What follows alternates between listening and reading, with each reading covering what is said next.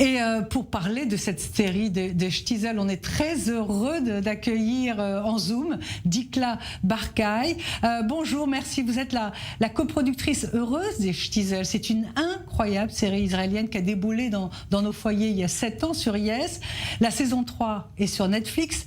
Comment expliquez-vous, Dikla, le succès de cette famille ultra-orthodoxe de Jérusalem? Il n'y a pas de télé, il n'y a pas Internet, presque tout est en noir et blanc, il n'y a aucune scène de sexe, aucune robe courte, aucune poitrine, aucun baiser, bref, on ne voit quasiment rien, il se passe tout. Vous savez, Dikla, que voilà, tout le monde en parle. En France, c'est un carton. Pourquoi, à votre avis? Well, I'm so excited to hear about this huge success. It's very new to us because it's... Écoutez, je suis très contente d'entendre que ça marche très fort en France. C'est nouveau pour nous tout ça.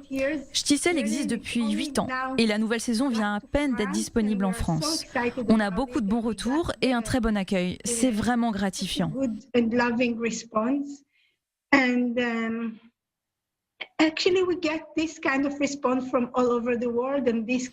À vrai dire, cet engouement pour les Shtisel est général. C'est comme ça partout dans le monde. Et on ne comprend pas forcément pourquoi. Je veux dire que c'est une série sans aucune violence, sans action. Il n'y a pas de cadavre à la première minute.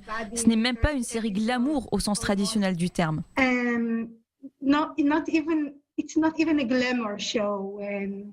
Quant au sexe, il y en a encore moins, évidemment. C'est un drame sur les relations humaines.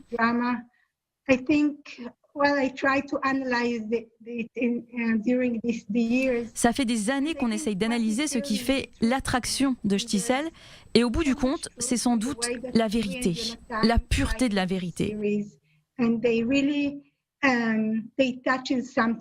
Ce que Oren et Jonathan, les auteurs, ont réussi à faire, c'est toucher à l'essence de l'humanité, dans chacun des personnages. Et même si on est avec des ultra-orthodoxes, on oublie. Quand on regarde, on oublie que ce sont des religieux. Et d'ailleurs, Shtisel, ce n'est pas sur le monde religieux, c'est sur nous. On se retrouve dedans. Chacun d'entre nous a les mêmes émotions et rencontre les mêmes problèmes. Dikla Barkay, vous êtes la coproductrice des Shtisel, mais par le passé, vous avez produit la série L'Attaché, la série Le Chef d'Orchestre, la série Kippat Barzel. Bref, vous êtes une très grande productrice d'Israël. Est-ce que vous vous souvenez du moment où Oren et Jonathan, les auteurs, vous ont apporté le script sur cette histoire qui est quand même très pointue? Sure. Yes, bien sûr. Tell these stories from time to time it was 10 years ago. I used to work with Ori alone. Bien sûr. Oui, je raconte toujours cette anecdote. C'était il y a une dizaine d'années. Je travaillais déjà avec Ori sur la série Srugim et il m'a dit « J'ai un script ». We have a script about a father and son inside Mea Shearim, the neighborhood, the Orthodox neighborhood in Jerusalem. C'est l'histoire d'un père et de son fils dans le quartier ultra-orthodoxe de Mea Shearim à Jérusalem.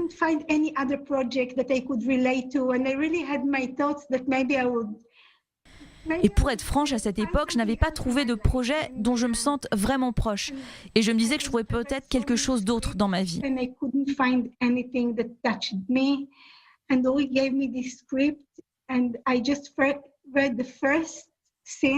À l'époque, je recevais tellement de scénarios, mais aucun ne me touchait vraiment.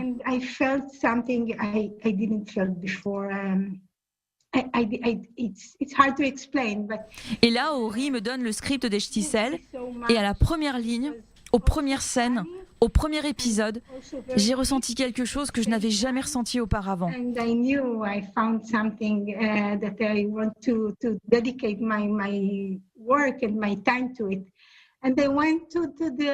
C'est difficile à expliquer, mais ça m'a immédiatement bouleversée, énormément. Et puis c'était drôle aussi, et très profond en même temps. Et j'ai tout de suite su que j'avais trouvé une pépite, et que j'allais y consacrer tout mon temps et toute mon énergie. Et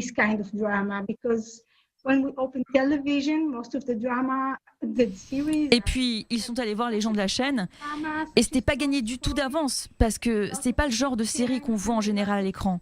Parce que quand vous allumez votre télé, la plupart des séries sont tellement fortes, avec des histoires fracassantes, des scénarios avec beaucoup d'action, des sujets extraordinaires. Et peut-être que c'est ça, le succès de Shtisel. Of course, it's good. I know it's good, but maybe it's because it's unique now in our days. This kind of drama. Et le succès de Shtisel, bien sûr, c'est très bien, mais peut-être que ce genre de série dramatique, c'est unique. C'est singulier, ce genre d'histoire de nos jours. C'est lent, il faut être patient, y consacrer du temps. Et aujourd'hui, à la télé, ce n'est pas ce qu'on trouve. Ce n'est pas ce qu'on a, malheureusement. Il y a quelques exceptions, bien sûr, mais globalement, non. Donc peut-être que c'est aussi ça, la clé du succès. One of the reasons of the success of Shtisel. Et est-ce qu'on peut espérer une 4e saison? I don't know. I say that. Je ne sais pas. C'est la 3e fois que je dis que c'est la dernière saison et je le redis encore aujourd'hui, c'est la dernière saison. Mais je l'ai dit tellement de fois que je ne sais pas. Seul Dieu le sait. Et à ce propos, est-ce que vous pensez que Dieu aime ces personnages, cette famille ultra-orthodoxe qui les servent si bien finalement? I think so. We love them. Je pense oui. On les aime, les Shtisel. C'est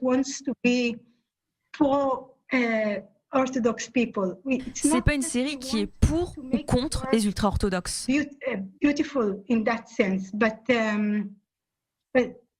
On n'a pas voulu montrer leur univers pour les embellir ou les enjoliver. On a mis aussi de la critique dans leur monde, dans leurs personnages, dans leur société. Et puis ça va dans un autre sens que ce que les médias rapportent du monde ultra-orthodoxe. Ça casse aussi les idées reçues ou les projections qu'on avait sur eux. En tout cas, ça a modifié mes idées reçues à moi. Maintenant, quand je vois un ultra-religieux, après avoir fait les Shtisel, je le vois différemment. Maintenant, je les comprends. Je comprends leur choix de vie, pourquoi ils agissent ainsi. Et même si vous n'êtes pas d'accord avec leur milieu ou avec leur foi, vous comprenez que ce n'est pas tout blanc ou tout noir. Il y a d'autres couleurs. Many other colors.